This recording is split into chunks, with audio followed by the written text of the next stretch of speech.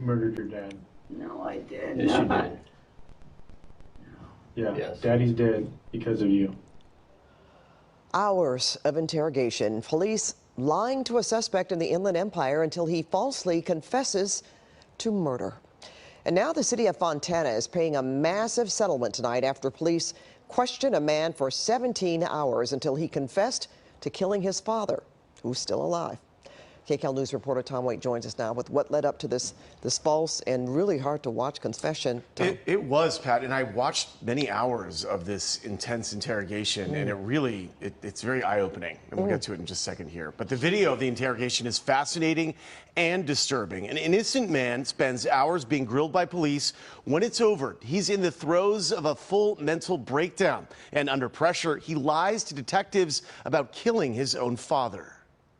We don't think you're a monster, Thomas. Fontana police detectives grilling Thomas Perez Jr. after Perez Jr. reported his father missing. This interrogation descends into what's being described as psychological torture after the detectives extract a false murder confession from Perez. We just told you we found your dead dad, and you don't give a.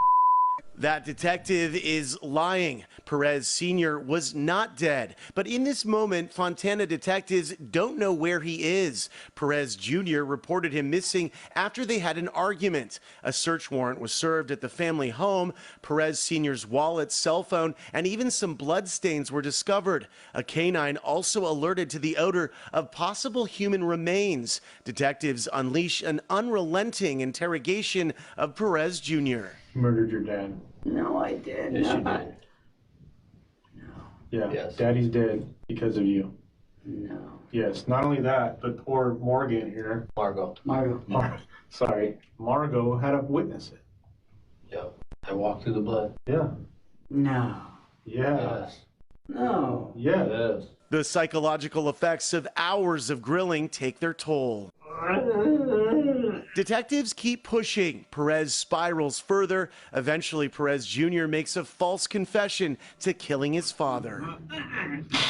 All this, and 71-year-old Perez Sr. was alive. He went to his girlfriend's home, but didn't have his cell phone. Perez Jr.'s attorney. The worst act of deliberate cruelty that I've seen suing the police for 40 years. I've been suing the police for 40 years, and I've never seen the cops be that cruel to someone. Steering on behalf of Perez Jr. sued Fontana and won a nearly $900,000 settlement. This all unfolded back in 2018, but the case was just finalized. I never thought that it was easy, maybe even possible, to get a completely innocent person confess to something like that.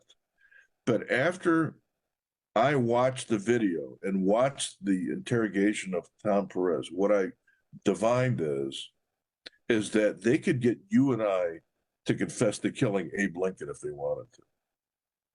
It's unbelievable. And they're not amateurs, and they know what they're doing, and they know how to do it. Steering says even after detectives learned Perez Sr. was alive, they did not tell Perez Jr. Instead, they had him held for mental distress. Once they learned this, instead of telling him that because of what they did to him, they 5150 him. They place him on a civil protective custody hold, have him taken to the mental hospital, and then they tell the hospital that he's in custody and that he can't have anybody contacting him.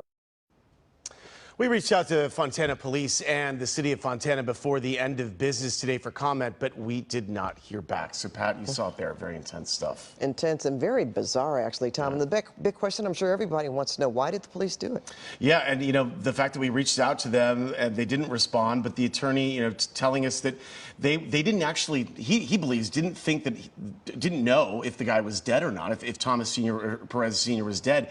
But what they were trying to do is figure out what happened. And because of the evidence that was in those court documents, perhaps that's why they decided to go down that road, because there was some blood evidence found, or blood found. I don't know if there was evidence. It was blood that was found in the house, and then the dog that triggered on the odor of the possible human remains. So with all that together, the police officers or detectives then, believe that this was the road they wanted to go down. But, just to see him in such duress is very difficult to watch. It is, and the fact that they want a settlement. Absolutely. Yeah, So- nearly $900,000. All So right. there you go. Okay, thanks for that, Tom. Thank you.